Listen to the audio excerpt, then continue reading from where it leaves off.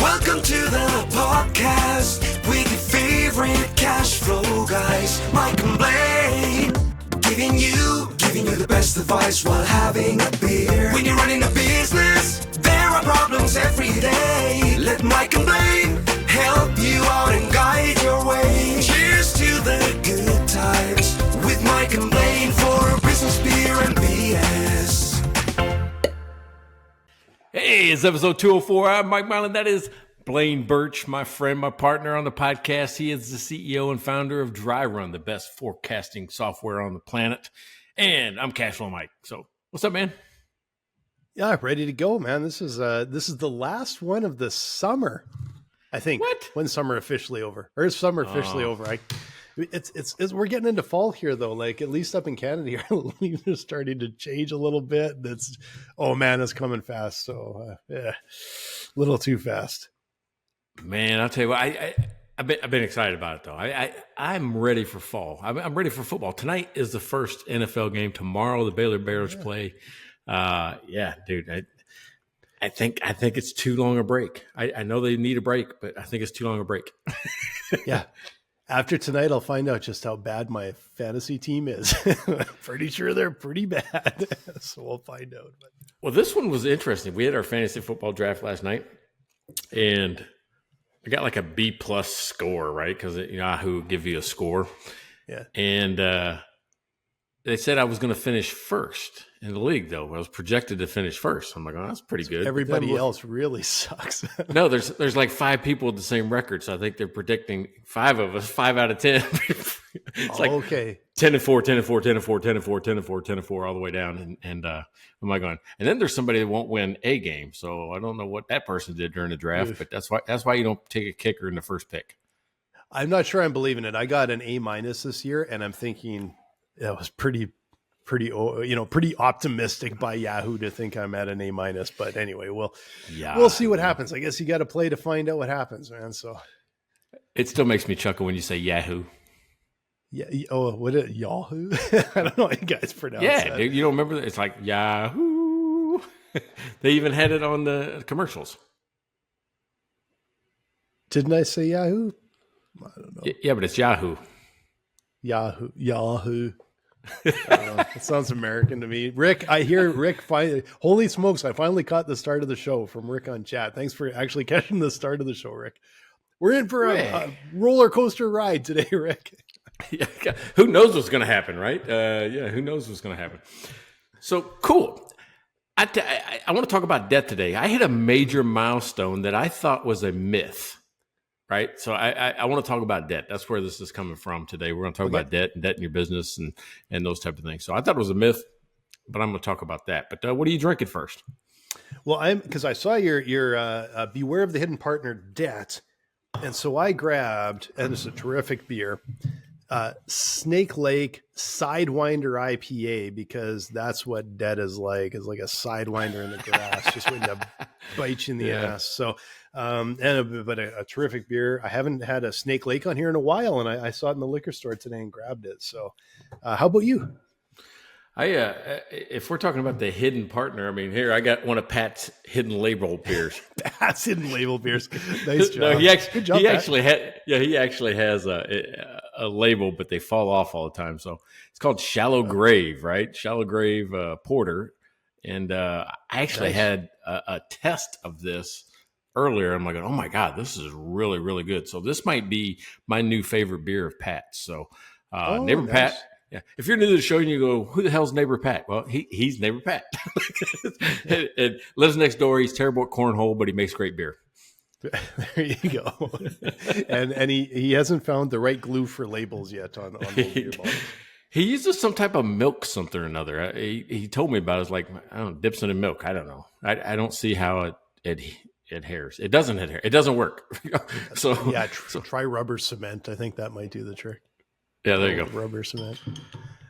So, all right. Anyway, we got to talk about our beer sponsors. We got a whole bunch going. Most of them go all the way to the end of the year. Like, we're going to kick it off with Rachel Barnett from Gentle Frog. If you own a business and you need to know how to use QuickBooks, go to her YouTube channel at Gentle Frog, or you can also go to gentlefrog.com and she will get you all straightened out so you know exactly how to use QBO to the best of your ability.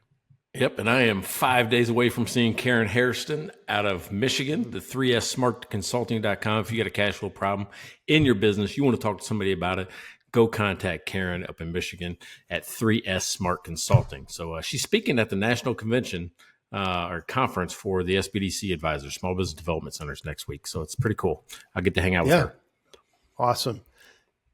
And you know what? I'm going to thank Neighbor Pat for you. You did show the beer, but we got to thank him for sponsoring you by keep bringing you beer. So, hey, thanks Neighbor Pat for walking down and giving Mike some beer and also some of the ones that you made personally. That porter looked outstanding, so I had to mention that.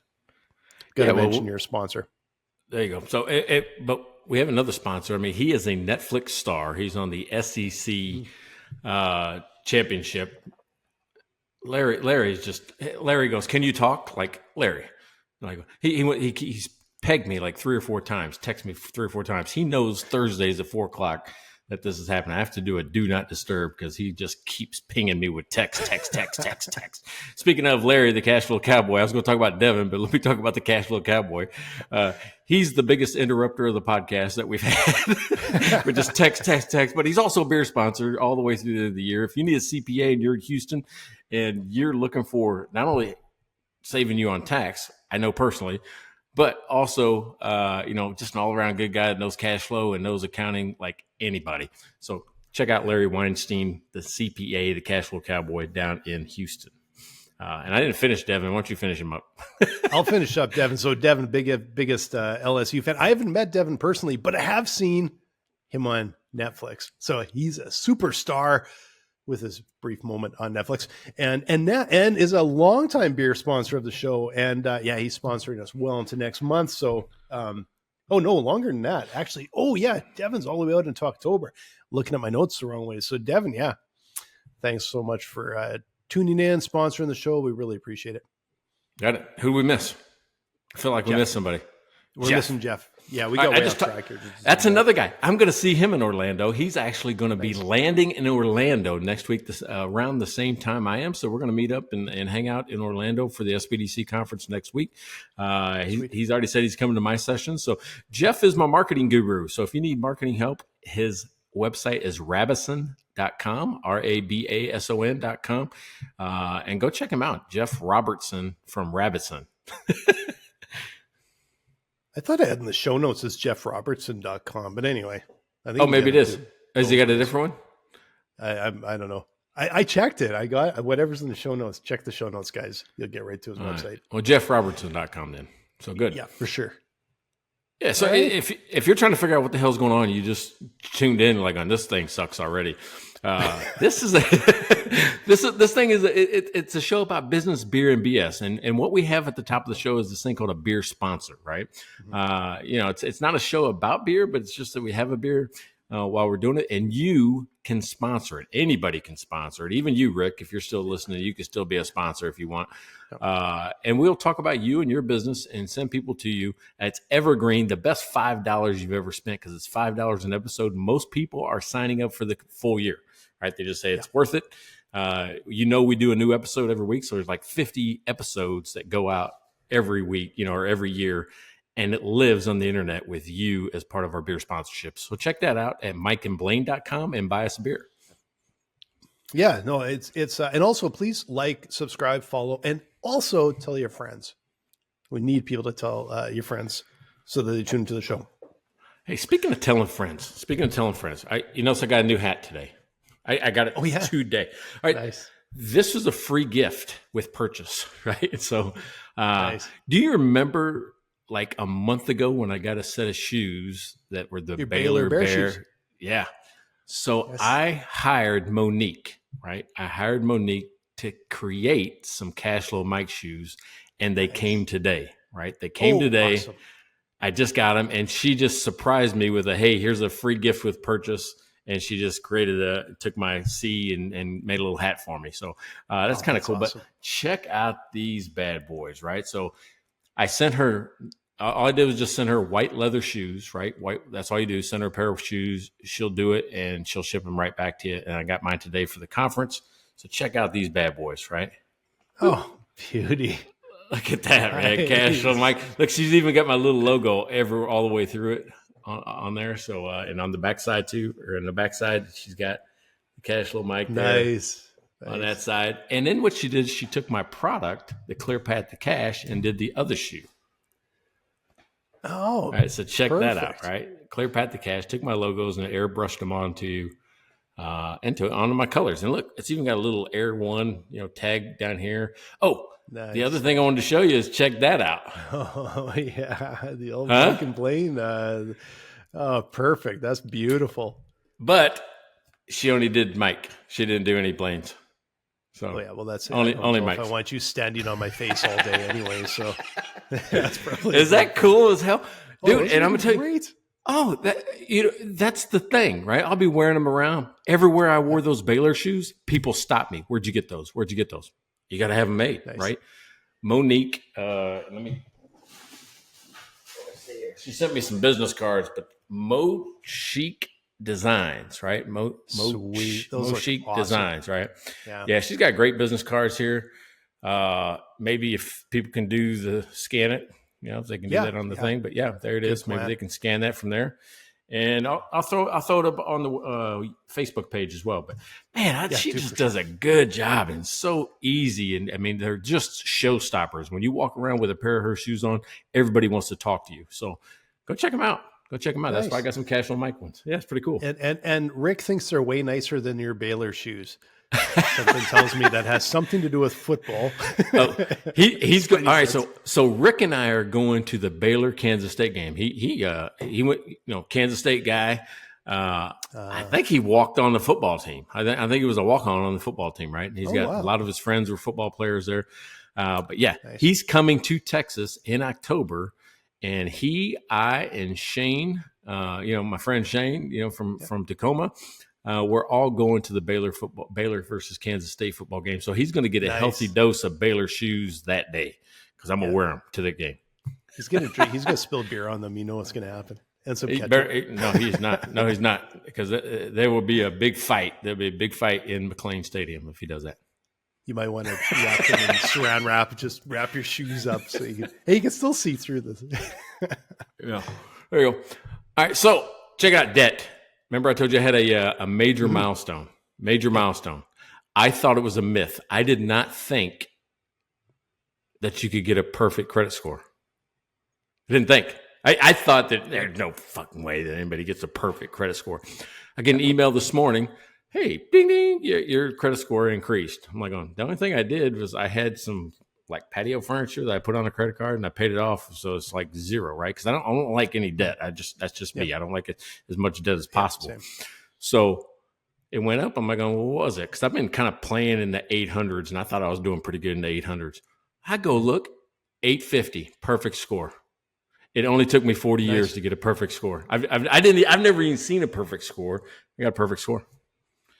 I didn't know. I wouldn't have known what a perfect score was anyway. I would have just thought, I don't know, is it 1,000? Like, I had no idea. 850 is the best you can get. On a FICO score. So yeah, got that. And guess what? Nothing happened. There was no balloons. There's no confetti. There's nothing happens with that. I mean, I guess people will give you money if you want it. That's about all that's going to happen. I was just going to say, like, what does it actually give you? The ability to borrow more money? And you know what's funny? So I reached that milestone, but if you listen to Dave Ramsey, that's not the goal. The 850 is not the goal. 0 is the goal. You want a 0 credit score where you don't even need credit. Where they don't even know. Yeah, because the thing is, they actually probably hate people like you because you're paying back. You're paying everything back. So the banks with your perfect credit score probably think you're a deadbeat because you're paying back and they're not making any money off you, right? So the only ones they don't like is probably a 0 and a perfect score because they're not making a nickel off you. Yeah, Dave Ramsey said he tried to rent an apartment for his daughter or something like that and couldn't do it because he didn't have a credit score. Oh, he said, I can buy this apartment in cash. You won't rent it to me for my daughter to live here during college? Crazy. He got denied. He got denied a rental. He had to get a cosigner. There's That's something just, broken, something broken when that happens. But anyway, yeah, but it's been a big discussion for the last 2 weeks, and with some of my clients and some of the people that I work with, Mhm. is this debt thing. People, when I called it in the description, the silent partner that you didn't invite, it's because you become beholden to the debt. Mhm. Now, today I want to kind of explore that from two ways, because sometimes debt is helpful and can help. Other times you're kind of a slave to it, right? I mean, so Mhm. whereas, and when I say helpful, meaning it can help you grow, it also makes you hungry, because if you got debt payments to make, sometimes you work harder, right? Because you're like, oh, I got to make that debt payment. I got to make the house payment. I got to make, whatever that is. Yeah. Other times you're like going, damn, I have to go do this because I have that debt payment. So I want to talk about the emotional connection to debt, and I'll explain some things on how to use it as well. So, what's your experience with it? Well, like we try and like I try, especially personally, not to carry a lot of debt. Um, but like on the business side, that's that's just a cost of doing business a lot of times, and it can be like you said, there's times where it can be really helpful, and there's times where it can just be like a ball and chain around your ankle, right? Um, but we all know that small business, like you're not walking into a bank and they're lending you money. It's just how it's not Mm-hmm. happening. And Yeah. so you see, half the people in the United States, half the people in Canada are employed by a small business, and all those small business owners are really struggling to find capital to be able to start those businesses. And your options are you take on debt that you have to pay back, or you and it's hard. It's really even hard to get debt, or you get investors. And a lot of times in small business, those investors you owe, or you're putting in your own money. Um, and the only time you actually can kind of run a business and it's on someone else's money, they're kind of probably running the show unless you actually have a big enough percentage of the business. So there's no freebie and there's no ideal way for a small business or a startup to move forward. No, I mean, that's why they say usually your first financing is from the three F's, right? It's friends, family, and fools. Yeah, but, yeah, and you have to. I mean, that's how it started for me, right? yeah, It was savings. It was, I mean, I took a second out on the house just to make payroll, right? And yeah. I had to, right? So that was my first line of credit, was my own line of credit. And then as I got a little bit of history, I was able to secure an actual line of credit that, helped me out immensely, right? Where I could get that. Yeah. But you got to start. Sometimes you're the bank. And Yeah. yeah, and if you do it right, you can pay yourself back. Say, hey, listen, Mhm. I'm going to put it in there, but I'm going to take this money back out and use my business to generate wealth and transfer it back to me. I think you got to look at it that way. Yep. Where a lot of people, I think, get hurt is that they put the wrong things on credit cards. I think we've talked about that before. It's, Mhm. or they use their line of credit for things that aren't related to revenue driving activities. And here's what I mean. All right, so let's just talk about the credit cards at first. Mhm. I think, didn't I mention a statistic on here? Like the average American has like $37,000 in credit card debt. Oh wow. You Yeah. may have, but I had no idea it'd be that high. I had It's no idea. ridiculous, right? It's because, you get one and then, and then the people, what I would even suggest, if you can do it, if you got one that has a balance transfer it to that to get that free interest, but then make a plan to pay it down, right? Because Yeah. otherwise, credit card rates right now, they adjust with the Fed So high. rates. They're, They're so high. somebody told me there was like almost 30% on theirs right now. And I looked at mine. I'm like, oh, mine's like 18 or 19% because I use Yeah. USAA, which is kind of a military, bank. Yeah. But 18, 19% is big. It's Because ridiculous. Like that's well, I'm just going to say it's basically criminal to have that kind of interest rate because you don't the If you got a bank loan or line of credit or something, you're not paying that kind of interest. It's the credit cards are hooking people and they're charging interest that is just so epically high. It's almost criminal because it's how do people get out of it then? Yeah, I mean, the only way I think you can is you got to say, I'm not going to take that trip. I'm not going to buy that TV. Yeah. I'm not going to, do these things. And where people get really hurt with credit cards is they start buying stuff like meals and then they carry the balance, right? They go get a steak. They go to a steakhouse. Matter of fact, I went to an awesome steakhouse for my birthday. I think I told you that. But if you think about it, you put a $200 meal on a credit card and then don't pay it. Costs you $500 by the time if you pay it off, right? Like, yeah, and it's gone. You have nothing to show for it. You got a memory. Yeah. That's it. Yeah. Right. So you have nothing to show for it. So for me, if I use a credit card, it's usually for a real short amount of time because I'm real, weird about cash balances and things like that and paying cash. Matter of fact, that's why I use American Express for everyday purchases. Why? It forces me to pay off the balance every single month. So it forces me not to carry a balance. I love that part. Somebody asked me today, they go, hey, what's your limit on that? And I looked it up and I go, there's no limit. They're going to let me create whatever chaos I want to. But I don't want to do that, right? It scares the hell out of me. That scares me, right? Because I feel like I'm the type of guy I feel like pinned down by it. I feel like it chokes me. It doesn't feel good, right? And even when I talk to my daughters, right, they want to go buy a car. I said, don't buy a car unless you got 3 months worth of payments, or whatever, already in the bank, and it just sits there. Because anything could happen. You lose your car, right? You lose your job. You get sick, whatever. At least have 3 months to figure it out. Yeah, yeah. Like I can't. Credit card companies hate me, but we put everything we possibly can on credit card, and then we pay it off every month.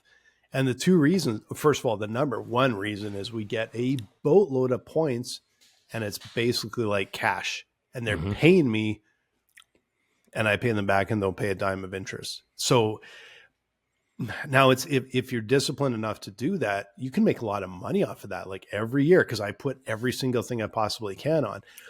But the other benefit of that, especially compared to paying cash, is you literally have a list of your purchases every month and a number at the bottom. And it's also can be a really good budget tool to know exactly what you're spending every single month, literally documented for you. And so that can be a lot of value, because I think, are you really keeping track if you're going to the Instabank, you're pulling cash out and you're paying cash in that? Okay, now you're just looking at your bank balance and trying to match the timing of your bank balance with when you're getting deposits and that. So I think it can be really effective, but the only rule is pay it off every month, and it can be really effective. Yeah, I mean, I've seen people kind of carry a balance for 2-3 months, right? Maybe you just want to stretch out the payment a little bit, just for whatever reason, cash or whatever. I don't mind that, but you got to realize that on the balance sheet, the credit card is listed as a current liability. And what they mean by that is it's expected to be, paid off, within 12 months, right? I'm like you, Blaine. I want you to pay it off every month. And once you get into that habit, it's a discipline. And once you get into that habit, you don't want to feel that debt. You don't want to feel the burden of that debt anymore. You just pay it off. So if I buy anything, it's consumables that I would have paid cash for. Yeah. It just depends how you can operate, and if you can do it and use it for points. Like, I don't even like to carry a balance for 2 or 3 months like that. It's just it's because it is a really high interest rate. I want my points, and I want to spend my points.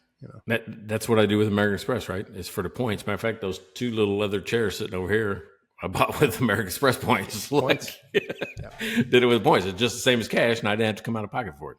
Yeah, to me, it's like they're paying me for convenience.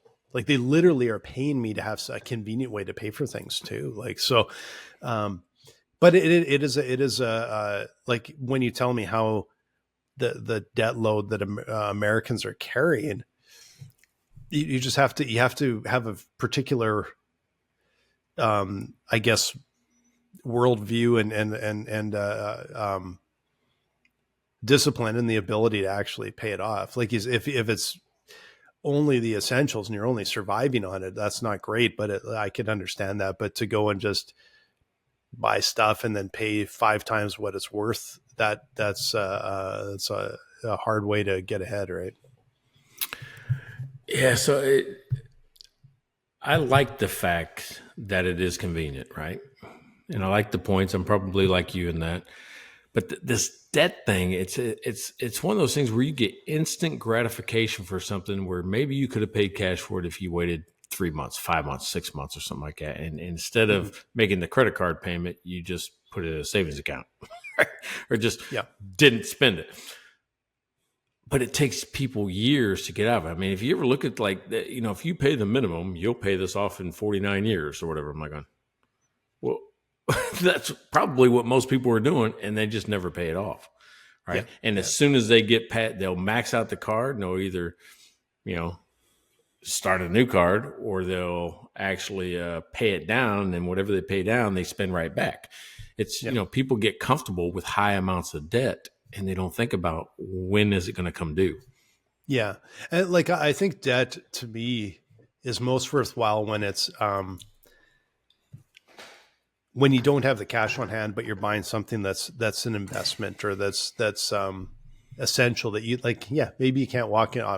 Most people can't walk in and go, "Yeah, I'm just going to buy a car cash." Like most people can't do that, of course, right?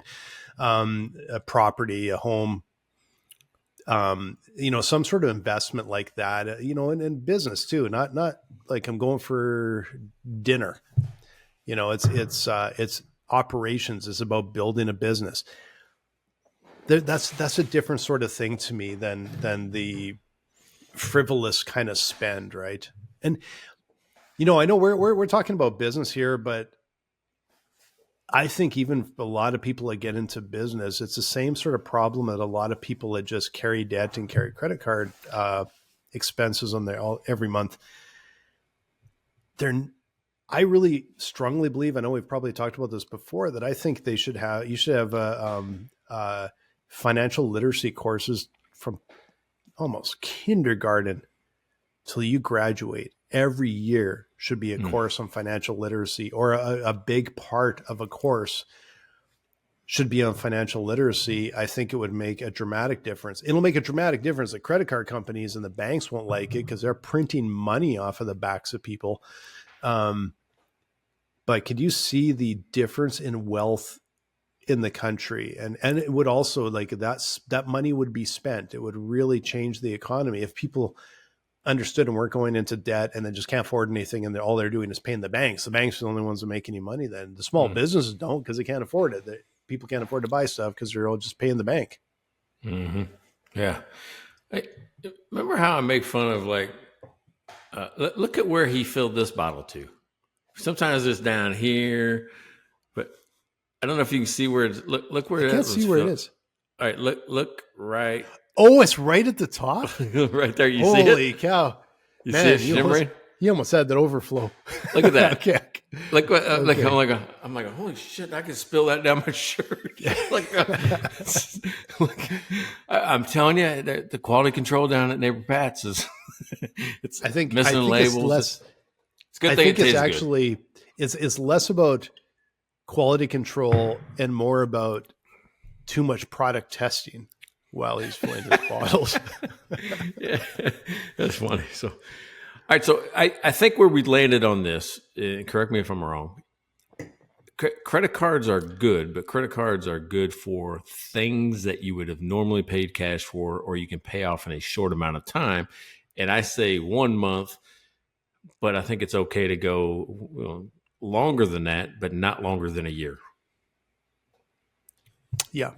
Right. It's when in business, I know business is a little bit different, but it's like I always look at debt in business and personal too.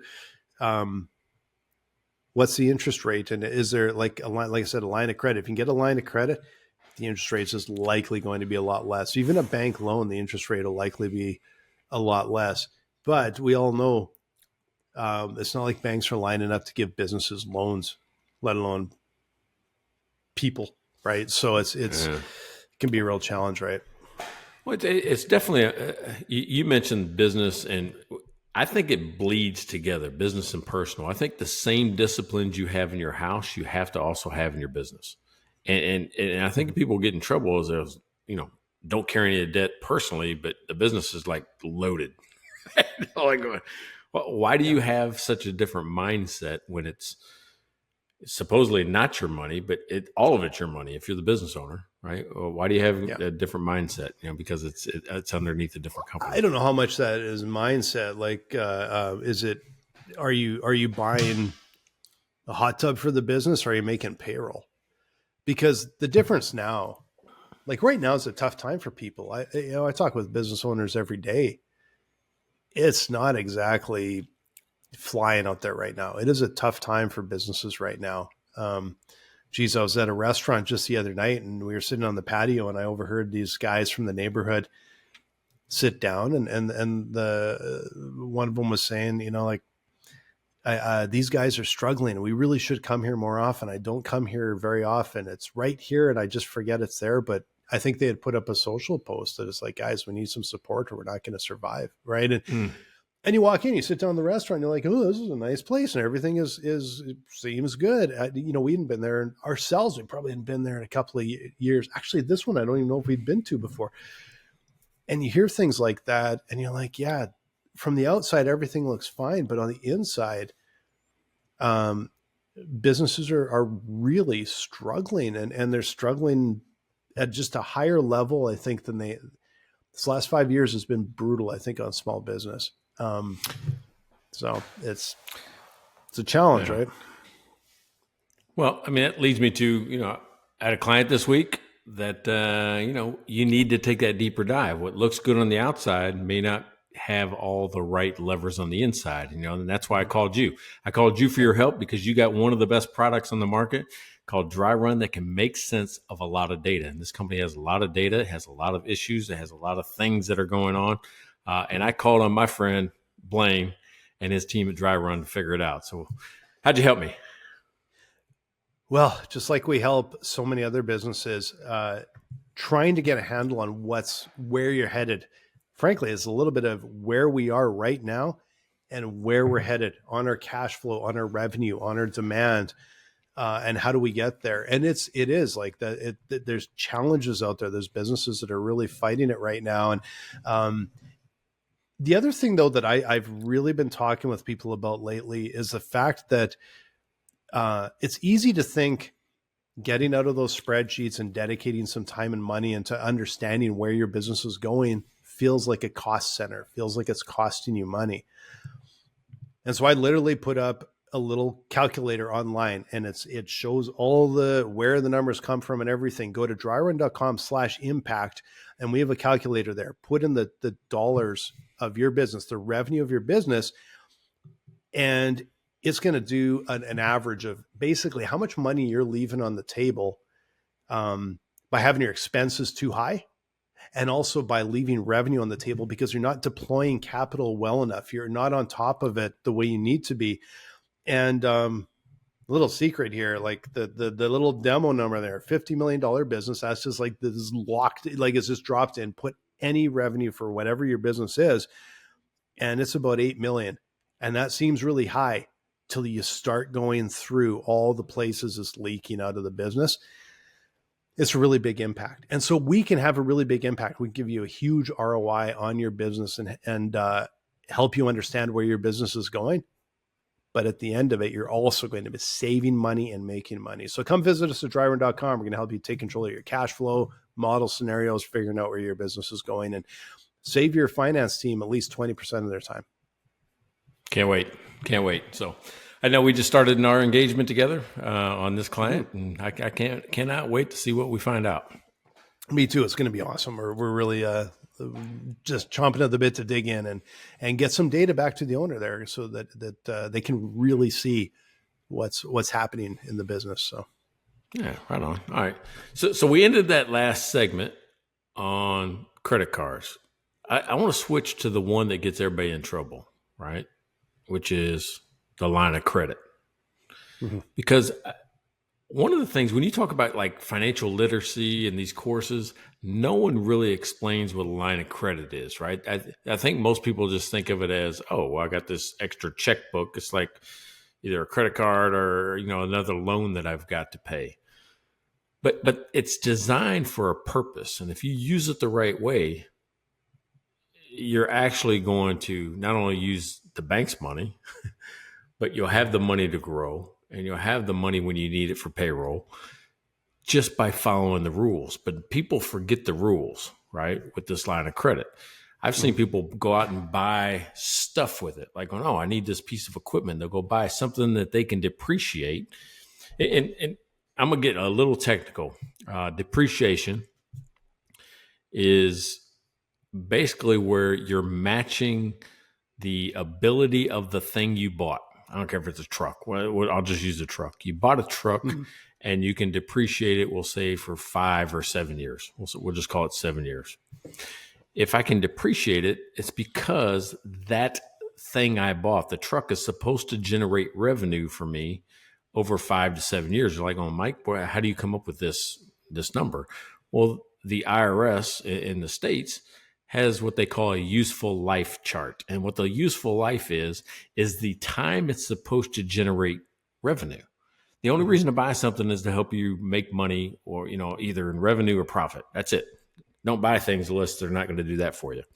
Mm-hmm. So if I can depreciate it for 7 years, then I should buy that with a 5 or 7 year term loan, which means if I don't use cash, meaning that as the payments are done, so is depreciation. And it's a good time to start all over because you don't get the benefit of depreciation. Now, what depreciation is matching the expense of the thing you bought, the truck, with the revenue it's supposed to generate each month, right? That you're using the truck. That's depreciation. Now, if I use my line of credit to do that, well, a line of credit is supposed to be paid down to zero every year, at least one time down to zero. And then they use terms like you have to let it rest. Nobody knows what that means. I mean, most people are like, what do you mean let it rest? That means it has a zero balance and you can't use it for 30 days. Doesn't matter when, you get to pick when, but one time per year, you have to have your line of credit down to zero and not draw on it. Now, if you're carrying a balance, like I bought a truck for $100,000, chances are I might not be able to pay it down to zero in 1 year and let it rest. That's where you get into trouble and you get your line pulled from you, or they do a thing called term out the line. And some people would say, we're going to term your line. That doesn't mean they're terminating it. That means they're going to convert it to a term loan, which is what I just told you should have had in the first place, right? It was a term loan. So they're going to put you in the right box. They're going to put you in the right structure and then say, don't do that again. And if you do it again, then they're going to end the line or cancel the line. So, but the line of credit is designed so you can buy enough inventory to keep up with your sales. Because if you don't have the inventory, I can't keep up with it. Or have enough money to make my payroll to keep up with sales because I need to pay my people in a service company. You only use it for that.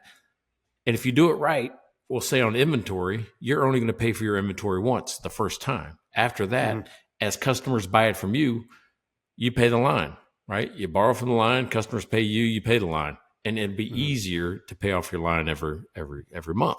So that's a big thing. I mean, have you have any experience with lines of credit? Well, I don't have one for business. My one experience is we went into the bank with my last business. We had a small line of credit, and it was just like we never used it. It was just like our little buffer, our little security blanket, right? But our revenue had grown quite a bit. And so I went and booked a meeting with the banker and went in and said, this is how I said it. I don't think anyone out there is going to be confused, or at least as confused as the banker was. So I said, our revenue's up quite a bit. What would you suggest for the size of a line of credit for a company like us to make sure that we have some padding there, because we would like to increase it so that we've got a little more flexibility, rainy day fund if we have a slow month, because it was a, lumpy cash flow type of business. You got big months and you got small months, and that's just how it happens, right? And she nodded and yeah, okay. And then a few days later, they sent us documents for a loan. Hmm. Not a line of credit. I phoned up. No line of credit. A loan that we did not need, did not ask for at all. We weren't even using our line of credit. Yeah. So I phoned a guy I knew at the bank and said, if you don't find me a business banker that doesn't have their head up their ass, we are moving banks today. And he just said, he goes, I'm not technically allowed to do this because this is a branch you're at and this is who you're using, but go talk with this person.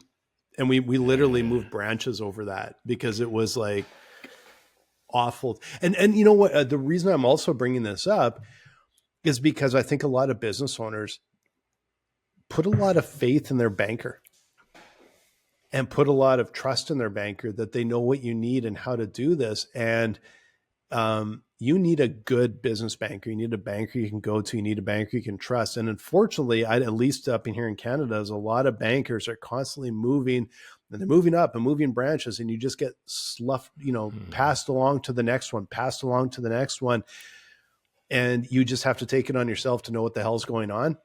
Don't trust your banker unless you really trust your banker. You know, it's funny. As part of my course, I tell people that there were 3 complaints that most business owners have about bankers, right? 3 of them. And you touched on 2 of them just in your story, right? The first one I call LOTO, LOTO, which is loan officer turnover, which means, shit, every time I go there, I have to tell the story all over again to somebody new. And then that old person went to a new bank and he's trying to steal me to come over there, right? It's like, I'm always like telling the same story over and over again. The second one is you never stop by just to know me, just to, the only time you come by is to sell me something like, hey, can I get your credit card processing? Can I, get this credit, my new credit card offer? The one that really sent me over the edge, I had a hotel staffing company and 3 restaurants at the time. Mm-hmm. And I had 1 vehicle on the balance sheet, mine, right? That I used to get to the restaurants and the hotels. That was it. I had 1 vehicle. Yeah. Why would you offer me fleet leasing? It didn't make sense. I mean, so that's where I first started using the acronym DUMB, D-U-M-B, because that was my 3rd complaint was you don't understand my business and you're asking me just dumb questions, right? So don't send me somebody that's dumb. I will even say there's a good chance that most of them, you don't even need the M because they don't understand business at all. They're, as they're trained on how to sell the product. Dub B. He did some shoes like that. That's funny. But debt is kind of, mysterious in a way, right? Because people, there's good debt and bad debt. Well, I told you I don't carry credit card debt because to me, that's bad debt, right? Especially if it's on consumable stuff that's gone before I even pay it off. But I do have 2 loans, right? I do have 2 loans right now. I have a car loan.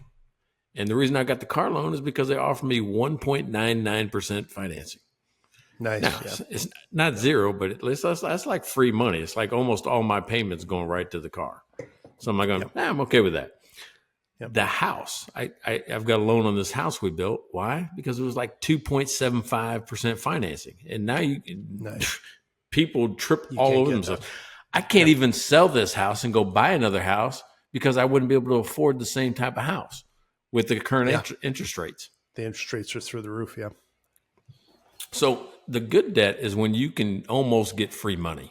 Right. That's why I mean, the new computer, remember last year I used the Apple financing. It's 12 payments at 0%. It's paid off the retail, 0%. I'm like, I'm going to do that every time because you just gave me free money. Yeah. Wow. I didn't even know. 0%. That is outstanding. Yeah. I've never even thought of it. I don't think I've ever bought equipment without just freaking buying it. That is 0%. Hell yeah. Yeah. Do that. Yeah, I go in there, but they say, hey, listen, you can finance this over 12 months for 0% on the new Apple card. So if you get the Apple card, That's what it is. And I set it up on auto pay, and it just kind of goes, and there's no interest. Goes.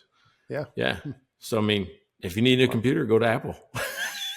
Yeah. I don't even know if we have Apple Card in Canada. I have no idea if we do. I'd have to look.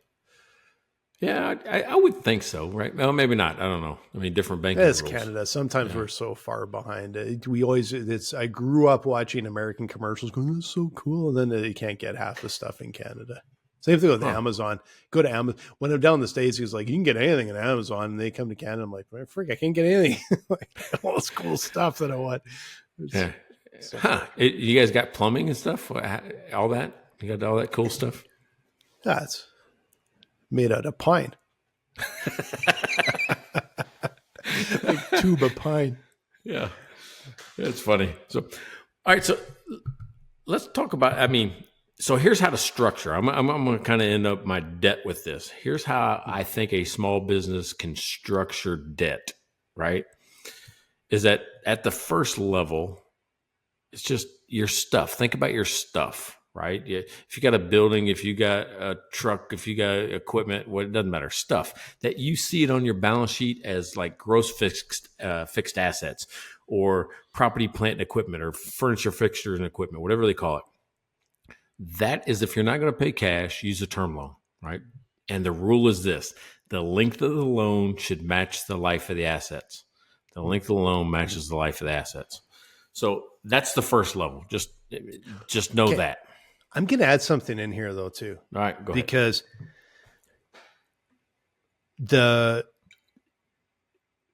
once you've depreciated that item off of your balance sheet, if you can still use it and don't go buy new stuff. Because I had an accountant one time, you can't write that off anymore, so go buy that. Holy shit, we can't write it off anymore. A write-off doesn't mean free money. Like you still have to pay for it. You might get a little bit back, but you still have to pay for it. And so don't get fooled into, well, I can't write it off anymore, so I'll just buy more shit. Like, yeah, you know what's funny about that is the accountants that make me mad are the ones that go to, we'll say, farmers that are 60, 70, 80 years old. And they'll say, hey, you're going to have to pay taxes this year if you don't go buy a new tractor. Well, how much is the taxes? $30,000. So they go buy a tractor. Yeah, they go buy a $300,000 tractor to save $30,000 in taxes. And sometimes they'll put the farmer. I saw this. I saw this recently. They'll put an 80-year-old farmer in a 15-year loan on a tractor, or on something crazy. You're like, what are you doing? Why are you doing that? Right? It doesn't even make sense. That's the culture of this idea of, I understand, like, you want to reduce your taxes, but it's the math doesn't always work out. You're paying money. Like, you're reducing, I'm reducing my taxes. Yeah, you just took a big chunk of your revenue, like it's gone, or your profit's gone because you're buying shit you don't need, right? Mm-hmm. There's this point where it's, you pay taxes, but how much do you have left at the end of the day? I always say, like, nothing but net. What do you have left at the end of the day? Well, if I buy this giant tractor, probably not a hell of a lot, but at least I save some money on my taxes. Don't worry about paying the taxes. How much do you have left at the end of the day? And because I literally, and I know I sound really annoyed right now, it's because I sold my favorite car because my accountant told me I couldn't write it off anymore. And I still miss that car. Oh, I not as much, because I finally bought basically the same car except for 20 years newer. But I missed that car for like 20 years because, or maybe not 20, but a lot of years. Sold it because, well, you can't write it off anymore. So then we go and lease these fancy cars. Yeah, you get write-offs, but it's just literally cash going out of the business when I had a car that was completely paid for. The math, it's like this little slice of taxes goes down. The rest of the math did not make sense at all. And then on top of it, I sold a car that I loved. And so my car now, Lucy, she's not going anywhere for a while because I love that car. But there's two types of math. It's write-offs, and I'm like, yeah, but how much? What's your net profit at the end of the year? Well, how much did you retain that you can keep or deploy? And I'm kind of a little frustrated with that. This whole tax thing, I think, is a red herring to a lot of people. Yeah, I always tell people, I said, my job is to give you a tax problem. I want you to pay tax. That means you're making money. You're making money. You're making money, right? So, and for car payments, I'm like going, if you paid off your car and you'd made payments for 3, 5, 6, 7 years, whatever they are now, once you pay it off, keep making the payments to a different account. And keep using it. I had an Infinity I kept 15 years. Yeah. Just keep right? it. Okay. But you start saving up the money for the next one. Exactly. Right? Save that money up. It's cash that goes out the door. You know, like you pay $1,000 and it's like, oh, your tax write-off, so 20% or 30%, 15%, whatever it is. It's like you realize if it's a 15% corporate tax, let's say, I don't know what the tax rates are. I'm not an accountant, but wow, I saved $150 a month on tax and spent $850 of our revenue. The math doesn't work out. I agree with you. It's like your tax problem. There's a certain point where it's like, pay your tax and it's money. You take your freaking money and get it out of the business while you can. Absolutely. It's a bit of a lesson that I've learned over the time. It's like do all the math, not just this little sliver. I don't want to pay the government. Yeah. Well, how much do you want to pay you? How much you want to retain in the business, right? I understand. There's like, hey, the flip side of it, I guess, is what, if you can pay for computers and phones and cars and everything through your business and you're not paying it with personal money, that's terrific.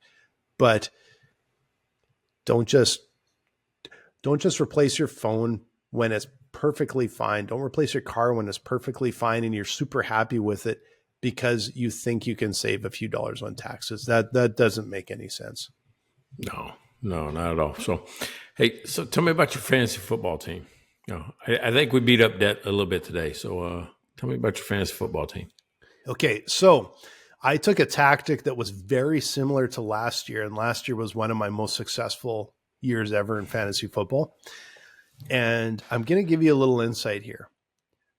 I don't watch a lot of football anymore because on Sundays we're out pedaling around, biking to a brewery and having beer. And I don't actually watch that much football. And so I'm really dangerous if I try and draft on my own because I just draft people that I know and they probably are well past their prime. So I take the recommendation of, I'm going to say Yahoo, but you'll probably say Yahoo. And I got an A- this year, basically by doing like 90% of what they recommend. But so it's the first game of the year tonight. And it gave you a good grade. Yeah, exactly. I'm like, wow, a big coincidence there. I did what you said and you gave me a good grade, but I don't have a lot of faith in my team. But if you ask me right now, this is probably the first year in the last 20 of playing fantasy football. If you ask me to name a single player on my team, I don't think I can right now. After a game or two, I will, but I could not name one today. I have no idea who's on my team anymore. You know what's funny is I said that during the draft last night. I'm going, I don't even recognize half these names. I watch a lot of football. I'm going, I don't recognize half the names. I don't know what happened. Something from last year to this year. I mean, there's just so many different people. You recognize some of the older ones. You're like going, yeah, but they're old. I don't even have those. This is the first year ever, and I'm not kidding here, guys. I could not name a single player. I've never had that before because usually I'll draft like a favorite or two. I'm gonna pull up my my and see if you have heard of any of these guys. C. Williams. Nope, don't know who that is. Caleb N. Williams, Collins, quarterback. Nico Collins. Yeah. Oh yeah. So I waited too long to get quarterbacks. So I'm pretty sure I have some just absolute shit quarterbacks. He's my. I don't think anybody ever draft. Yeah, nobody drafts him. I don't even know how you ended up with him. because I waited too long and went, holy cow, we're deep in the draft, and Yahoo hasn't recommended a quarterback yet. I better grab one, and at least I think he's a starter. I don't know, Gibbs, Williams. There's about 1,500 Williams in the league. Ferguson, Adams. I don't know who any of these people are. You probably don't know who any of these people are. Like, this is my team this year is just like, SFGs from top to bottom. All right. Well, as long as the Chiefs beat the Baltimore Ravens, I'm okay with that. That's the only game that's important this whole year. So I can keep that decanter in this house and not have to send it to Baltimore. Let me know when that game is, because I will probably watch that one. I know last year I was sitting in a bar up the hill from our house in Scottsdale, and that game came on and I went, holy cow, it's a Mike Milan Bowl, and we actually paid attention to it. That's the only game I probably watched last year was the Mike Milan Bowl. So I'll try to catch it this year too. We'll watch it again. So okay, hey, 204 in the books. Can you believe that we're like on the other side of 200 now? We're just cranking ahead, cranking forward. We're spitting distance from 1,000. There you go. A few years. A lot of We're years, in season actually. 5. Yeah, season 5. I mean, by the time we catch like Joe Rogan, he's on like almost 3,000 now. Yeah. We got ways by the to time go. we get to 1,000, it's going to be just like, I don't understand this weird glasses. They're showing eyes on my glasses. It's like, you cranky old men don't understand technology anymore. All right. Hey, next week I am in Orlando. Enjoy. So we'll see you then. We'll see you when we come back. But I appreciate it. Another one in the books. Check out their website at mikeandblaine.com. Then subscribe to the podcast and buy these guys a beer.